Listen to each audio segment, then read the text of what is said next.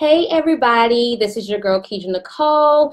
As promised, I am here, Facebook Live and Instagram Live, and we will be discussing about reviving relationships. I'm gonna give you guys a few moments just to catch on and join on with me.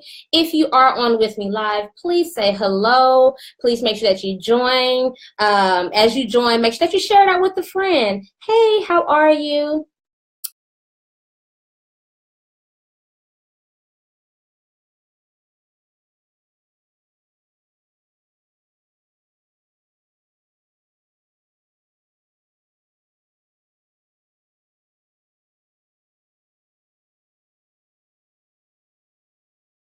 I'm gonna give you guys just a few moments before we get started because it's a lot of information that I plan on covering when it comes down to reviving your relationships. And as you all have seen, as I was sharing this week with you, just different tips on how to keep your relationship and the flame alive. So if you're on with me, say hello so I can say hello back. Make sure that you send out and tag a friend, share it with someone, say, hey, you may want to hear about this because we're about to revive some relationships. And what better way to do that the day before Valentine's Day, right? So give me just a quick moment.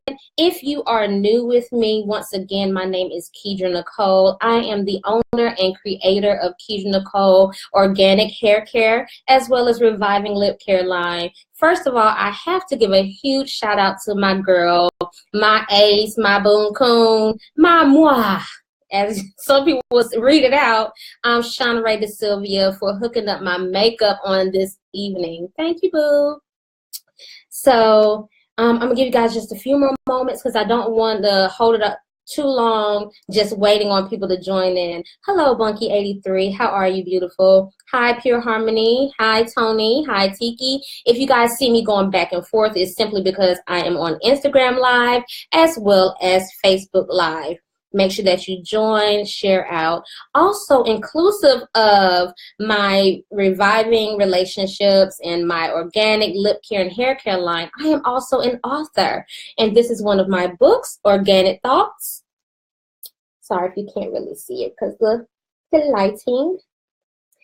And you can always order that stuff, those things from KeidraNicole.com. So let's just get ready to jump right on in it. And I know that a lot of you are like, what makes you this expert on relationships?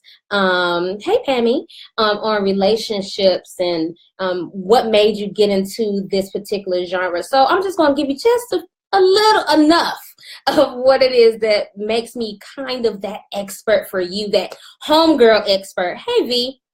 So let's talk about some of my past broken relationships, moments where I didn't do my part in the relationship, or the man that I was with at that particular time just wasn't feeding into the things that I needed in order to grow and move forward with love and with committing and things like that. I've also been, I'm going to say, happily divorced twice. And the reason why I say happily divorced is simply because, in the very moment of weddings and bliss, it seems all good and dandy. However, once you get into it, it's like, I knew this really wasn't the right thing to do at the right time. So I am happily divorced twice. And on top of that, I've grown as a person, as a woman, and kind of honed in on the very essence of what it is that I choose to gain out of all of this knowledge and all of this experience. Hey, Joe. Hey, Tina.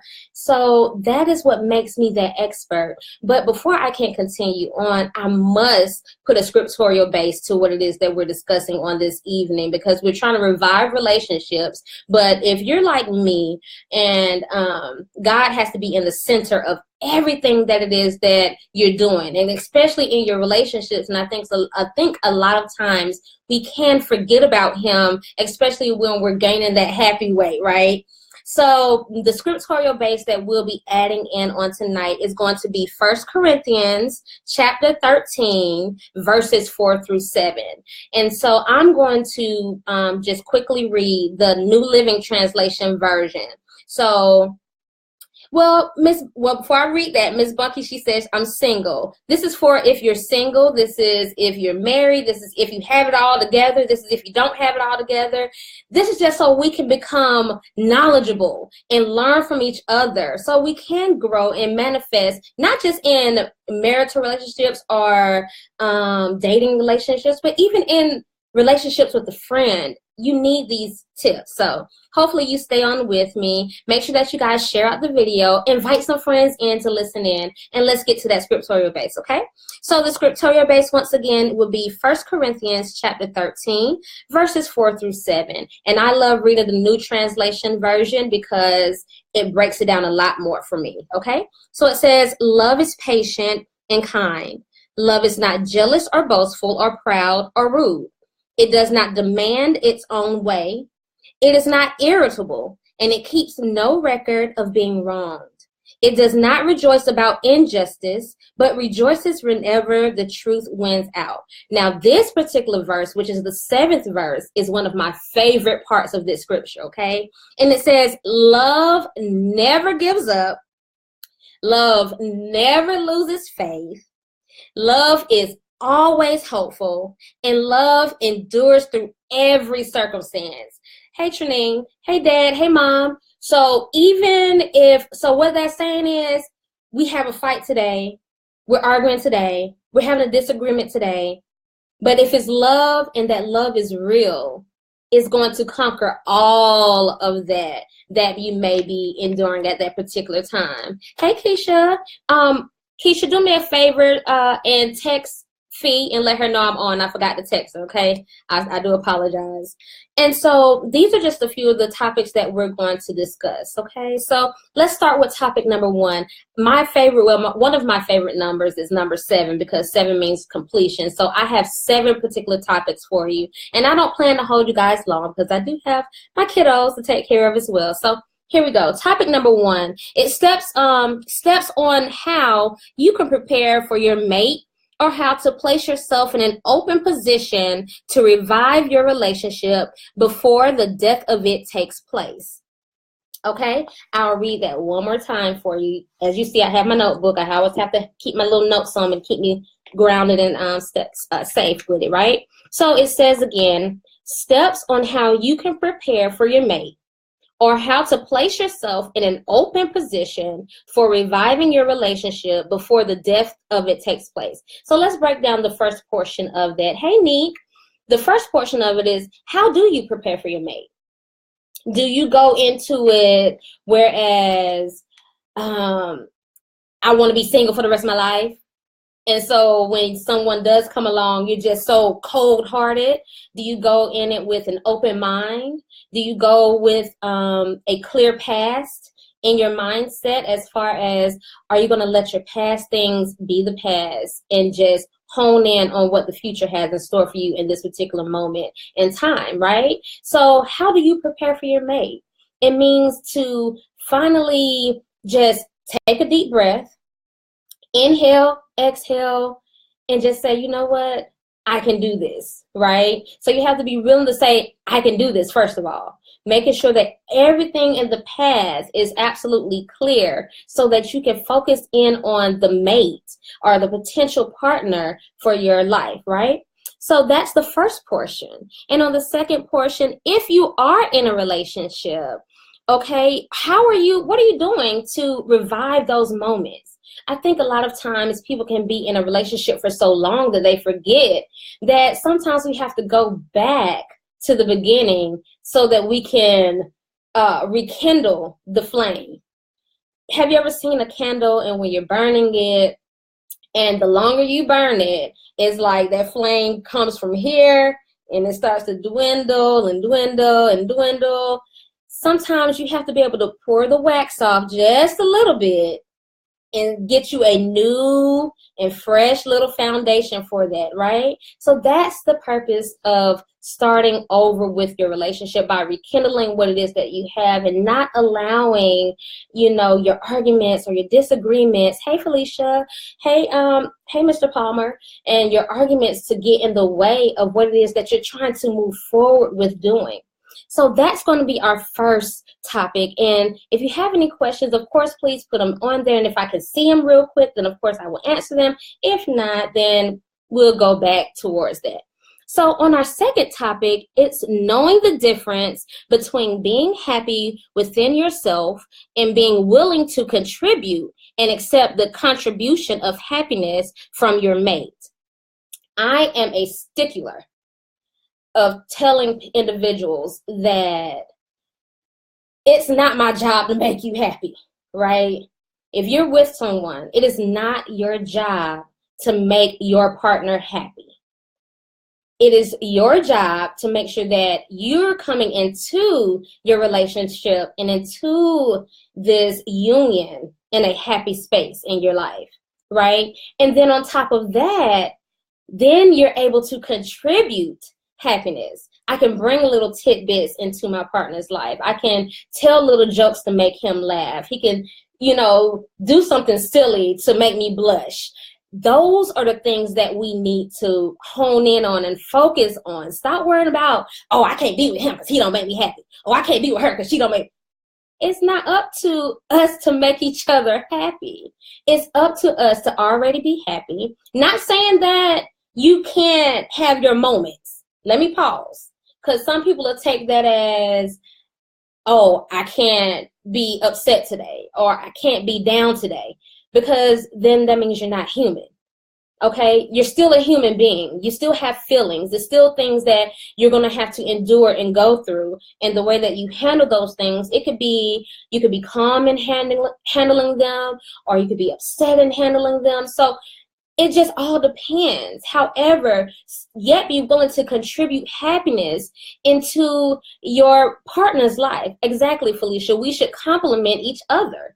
And it's very simple if you're focusing on the things that really matter and not the things that we're seeing everybody else do, because I'm not everybody else. I'm just Keidra Nicole at the end of the day, and that's all I can be. Okay, so that's that's a part of our second topic.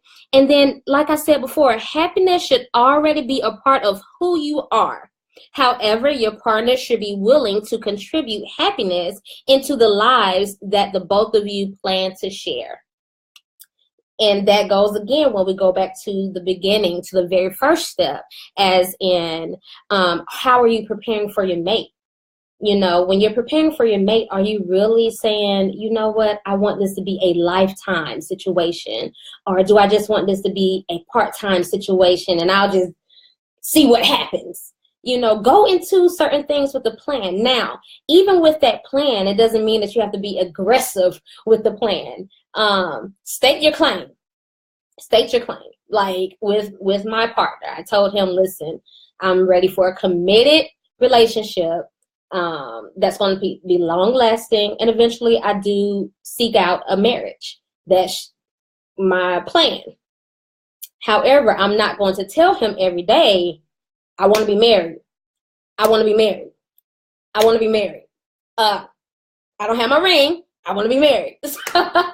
That's not what we mean by that. So just stay focused, stay on the plan, make your statements known from the beginning so that everybody has a clear, not saying that things don't change, because things can possibly change, but at least everybody knows. You can't go into it saying, I didn't know that's how you felt. I didn't know that you wanted to get married. Yes, you did. That's what I said from the beginning. So on our third topic, and if I'm going too fast, please let me know and I will slow down. I'm very excited but nervous at the same time. So it's been a long time since I've been on live, but I appreciate everybody that's on with me. Don't forget to share out the broadcast.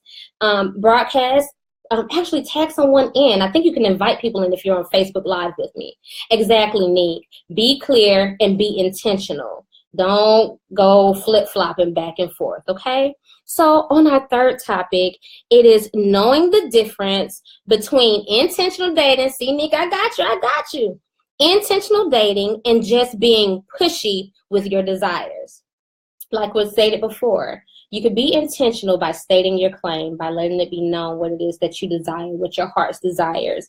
Not going down a full a list of 100 things, but just being intentional, just being clear. So that pretty much sums all of that up. Hey, Amberly. Okay. And so now let's go on to our fourth topic, being open with your mate. Open with your mate, with your partner. Let's talk about some effective communication. Okay. Hey, Wanda, when we're talking with our partner, whether we are, let's say we have two different modes. When we're upset with our partner, we have a certain way that we talk to them. When we're doing well with our partner, we have a certain way we talk to them. But even in being upset, there is still a way to have effective communication. Learning how to sit down with one another and breaking bread, in a sense. Breaking bread, letting everyone know, letting each other know where you are, how you feel, what it is that you're looking for. If I'm upset with you, if I'm this with you, okay, this is how I feel. I feel as if, and typically when you're doing effective communication, it's simply, okay, I'm mad at you, I'm upset with you because, and once you do that, typically the other person should say, okay, well, I understand that you're upset with me because, and I understand how you feel, but this is the reason why. Effective communication. It's very simple, very simple. Hey, Bree. So then let's go into a thing that I love to do and that I did with my partner, with my champion. It's called Fun Fact. When we first started dating, it was a random thing. We're very random. We're a random couple. So when we started dating, we started this game called Fun Fact. And so what happens with Fun Facts is that you could just be sitting in a random place and you can say, you know what, fun fact, I don't like clowns. That is a simple way for your future mate or the person that you're dating to get to know something about you that they wouldn't necessarily know about you unless you told them, and they would have never asked you that particular question. So my champion wouldn't have ever asked me, are you afraid of clowns? Unless we were watching it or something like that, right? So, it'll be kind of fun to do that. Fun fact, I wear a size 7 in shoes, and my favorite shoe is Vince Camuto. Fun fact, right? So we have to get into doing little things that can open ourselves up to our partner, to our mate. Right, Sean? Right? It's funny. I know. Don't judge me. That's just what I do. So that gives us a way to open up to our partners, as well as even facts about, necessarily don't have to say fun fact, but it could just be other facts like, okay, fact, the moment of silence does something to me. I don't like silence, not for a long time. So say, for instance, with your mate, and both of you guys are extremely busy. Y'all both work. But after so long, I need to hear something, because then I start to panic because it takes me back to a certain place that I don't like to be in, or I was uncomfortable in, or I was hurt in. So those things need to be shared with your partner so that when later on, either you won't have that issue, or when you have that issue but you're able to talk about it, it's like, wow, that does open up my eyes to understand why you don't like when we don't communicate as often, or if you don't hear from me for a while. I see that it's a scary situation for you. Simple, right? So then, but knowing the boundaries of your relationship, I know that's going to step on a lot of people's toes. Knowing the boundaries. You know how far to take your partner. But for whatever reason, we still kind of tiptoe on that fact. We tiptoe on the fact of just saying, you know what, I just want to step on his pinky toe just to see how far it's going to go. I just want to fuss for like 5 minutes more than what I would typically fuss, just to see how far it's going to go. So that's what I mean by knowing the boundaries. If you know that your woman is a kind of jealous woman, hey, My classmate is on with me on Instagram. If you know your woman is a jealous woman, don't sit up here and have 15-minute conversations with a female right in front of her, because then it's not going to go well. Now you got an issue unnecessarily. So know the boundaries of your relationship and where it is that you're trying to go. Another thing is learning your partner's love language. There's a book, if you ever get a chance, it's actually, you can download it to your phone, to your smart devices, your phones, your Kindles. You can even go to Barnes and Nobles to pick it up. And it's by Gary Chapman. It's the book is called The 5 Love Languages, okay? And it's how to express heartfelt commitment to your mate that outlines 5 ways to express and experience love that are called love languages, okay? And some of those 5 love languages, the first one is receiving gifts. Some people feel loved when they're getting gifts from their partner, from their mate.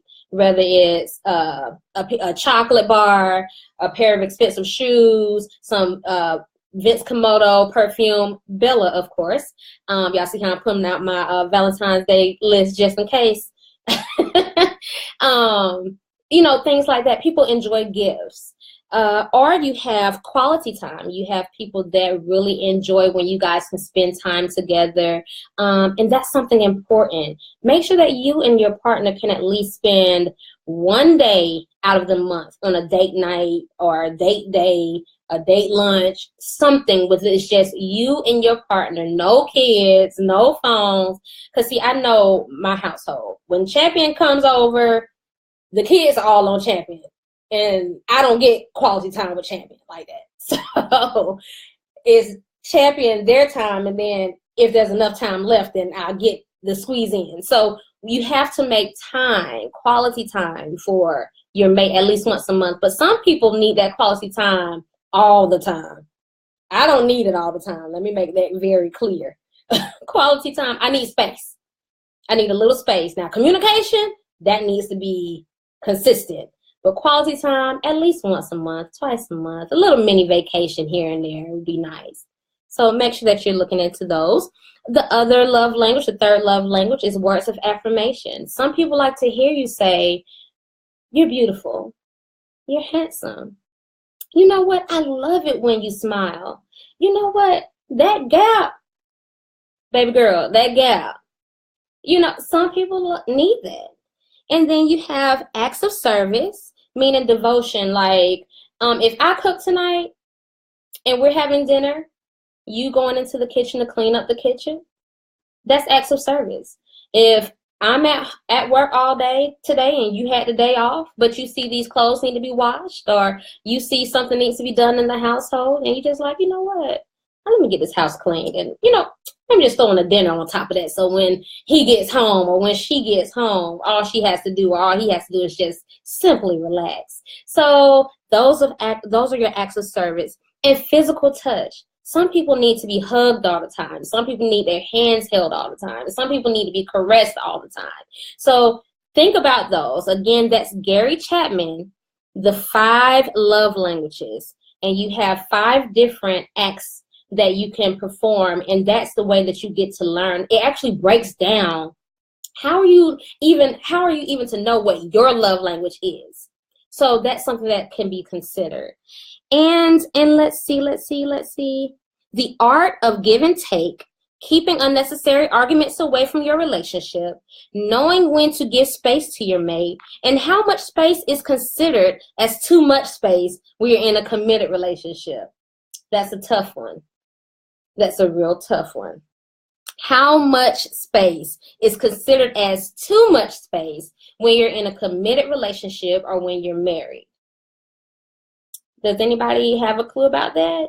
I think it all depends on the person. It all depends on the relationship. Like I said, for me, I don't need you underneath me all the time. And it's great when I can see you, but I know things happen. I know we both still have to maneuver with work and things like that. But when it becomes too much space, then that leaves an open door for unnecessary arguments. It can leave the door open for unnecessary thoughts or overthinking. I know I can be an overthinker. I'll think the worst before I think the best of certain things. So that's just me personally. And it's not to downplay anybody. It's just, yeah, sometimes it has you worried. Shanray, you're right. It has you absolutely worried when you don't hear from a person or you don't see a person as often. It has you worried when you don't have those certain elements to bring forth what it is that you need in that particular moment in your life. So let's go on to topic 5. It is keeping your relationship private until your foundation has completely settled. Don't allow social media or what or how you see other relationships do or act become your blueprint of how you assume your relationship should be. A lot of times we can get into relationships and the first thing we want to do is jump on social media and post in a relationship.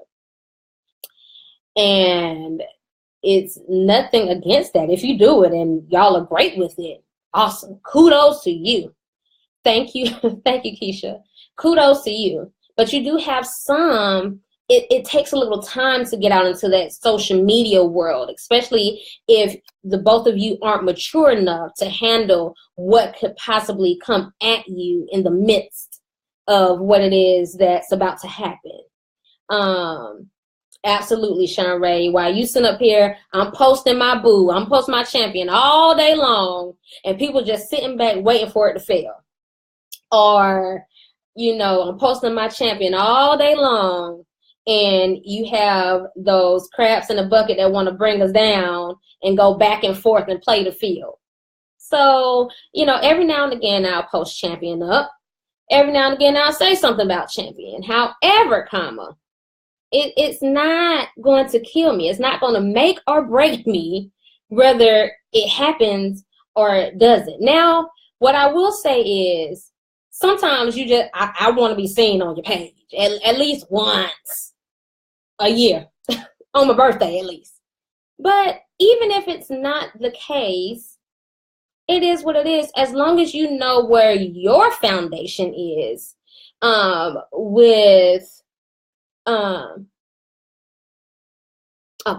it doesn't matter as long as you know your foundation of your relationship. Exactly, Nick. Some people put all this stuff about their relationship on social media, and as soon as they finish typing that status and that picture of their boo, they're going out to play the field, or they're going out to cheat. They're going out to do their own little thing. They ain't paying you no attention.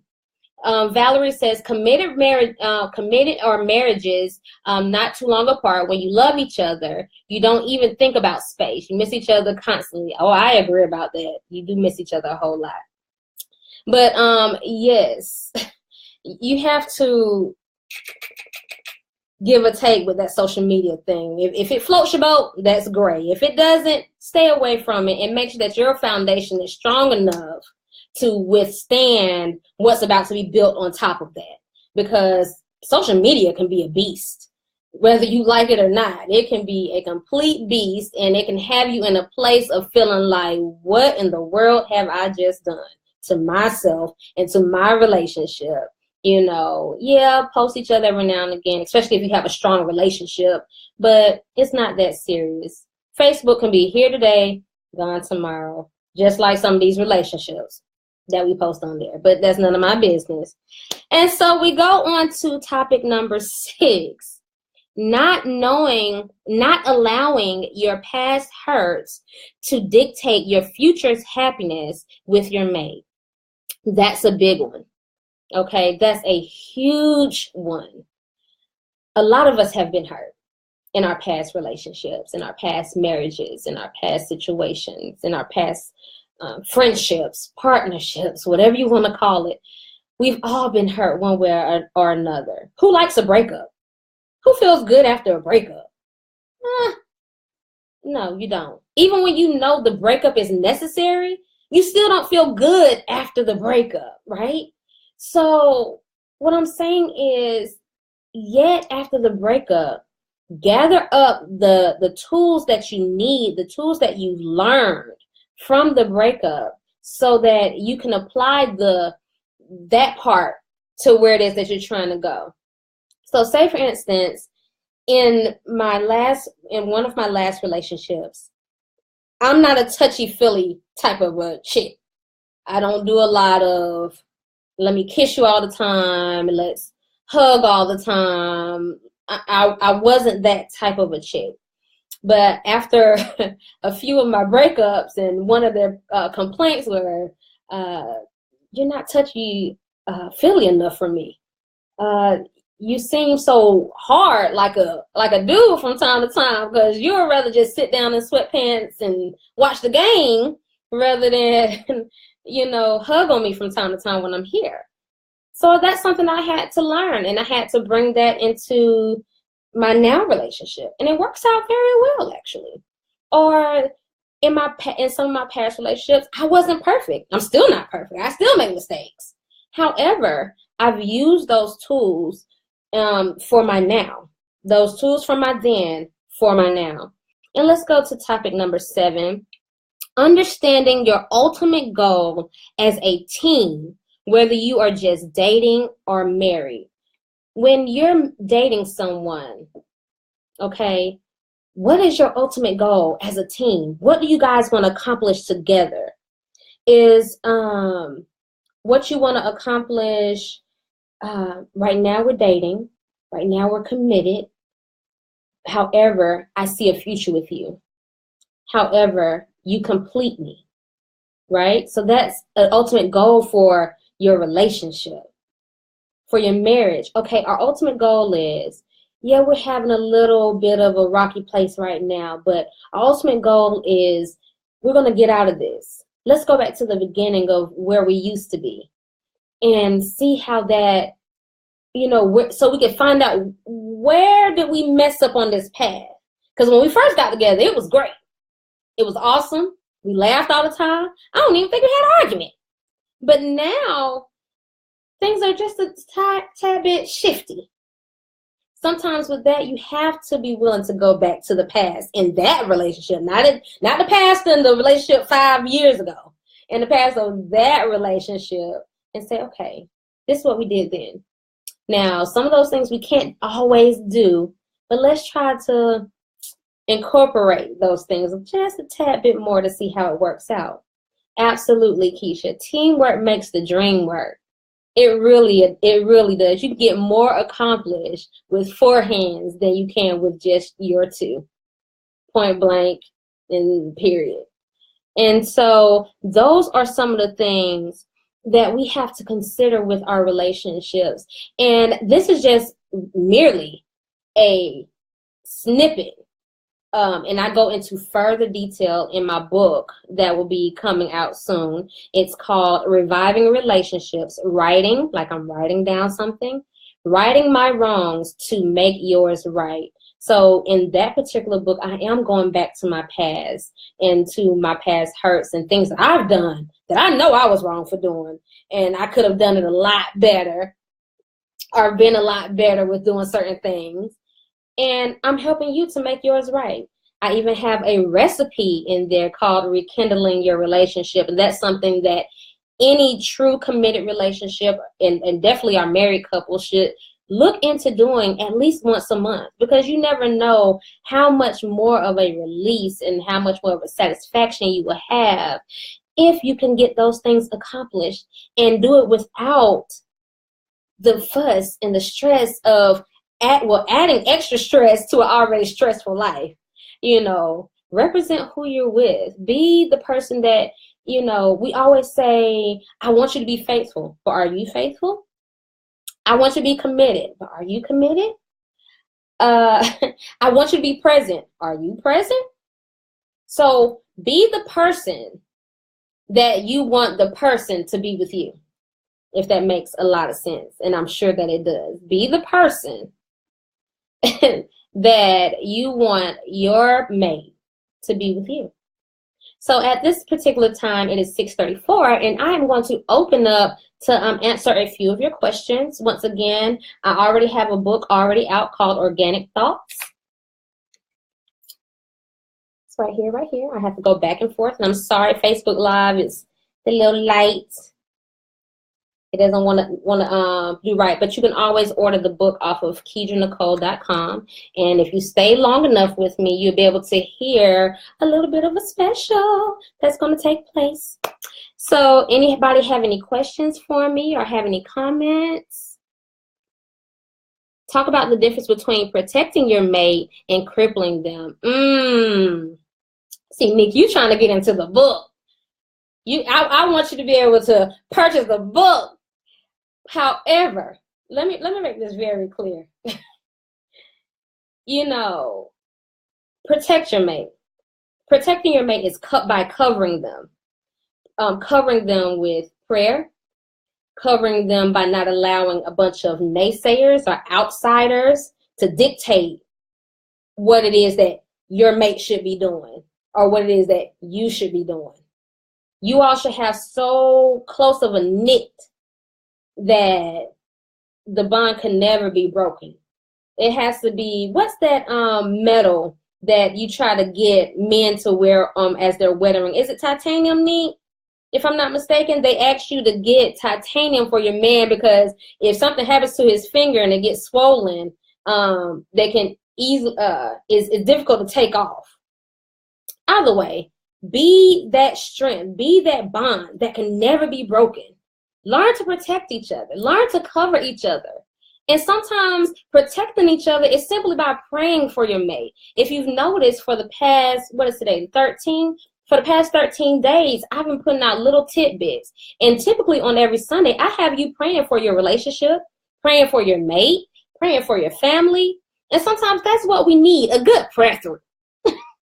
I know that sounds churchy, but sometimes that's what we need is a good prayer through. Yeah, Nick, that's what it is, titanium. Pray for each other. And it makes it easier when the covering needs to happen, when the protection needs to happen. Let's see, on Instagram, Sean Ray says, how do you get your mate to talk when they shut down and get quiet? That's a tough one. That's a tough one because sometimes they could just be stubborn.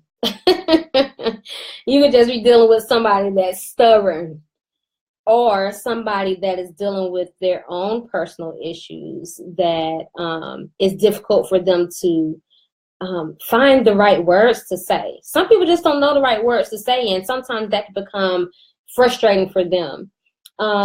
Finding ways to effectively communicate with your partner, Sean Ray, about things that bother the other in the relationship. Find effective ways, fun times. Like if you have a partner that shuts down on you, sometimes finding a fun moment can kind of lead you into that. Because you don't want to talk to a person or attempt to talk to a person that shuts down on you when you're upset or they're upset, because it's not going to work. It's going to be a worse situation than that. So that's what I would suggest. Find a moment where you guys are in a good space, having a good time, and just say, you know what, fun fact, this is what bothers me about our relationship. And I just wanted to share it with you. And hopefully that doesn't make you feel some kind of way, but I feel like we have this close bond that I can be open with you. And if you have a mate that's about you and about your relationship, it shouldn't hinder nothing at all. So I hope that answered your question. Let's see. Shawneek's still on, but do not cripple him. Yeah, you can't do everything for a man sometimes. You just cannot. Let's see. Shawneek says, let him choke, Sean Ray. We ain't gonna let him choke. Val said, now Val is my best friend, y'all. She's a tough cookie. And she said, let them be alone. Let them learn a lesson. But some people like me, I like to talk. I like to get it out of my system. You know, I don't like to hold all of that stuff in. You know, communication for me is key. And when I was younger, I would be ready to argue, fight, all of that. But now it's like, can we sit down? Can we talk? Now, when I keep reaching out and I ain't hearing nothing, then that just builds and builds and builds. But then I start to think, what is that building gonna do? You ain't doing no building it on quicksand, and it's gonna sink very quickly. And if you don't want your relationship to sink very quickly, I need you to bring it back and realize what's the end game for you and your partner? What's your ultimate goal with your partner once again? And then have your conversation. Let's see. Tiki asks, how do you get your mate to get into reading the Bible together? What I would suggest, Tiki, is simply read it on your own. Eventually, he'll become interested, or she'll become interested and say, what you reading? Well, I am reading this one scripture. It's in 1 Corinthians chapter 30. You know, or do a challenge with each other. Okay, listen, this is going to be my scripture for you today. This is my scripture for you today. And find a way to incorporate that into your relationship, into your love life, you know. And I think that's where we're trying to stem away from. But you can't stem away from the word. You can't stem away from God. You know, that's my personal opinion. Everybody have their own beliefs and how they navigate. But my opinion is I have to keep God centered. If I'm feeling a certain way, let's pray about that thing. Let me pray. It's been nights I have woken up at 2:00 in the morning praying for my relationship or praying for my family or something.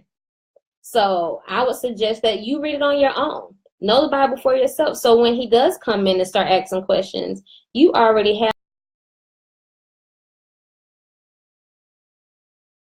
this scripture sort of comes with this particular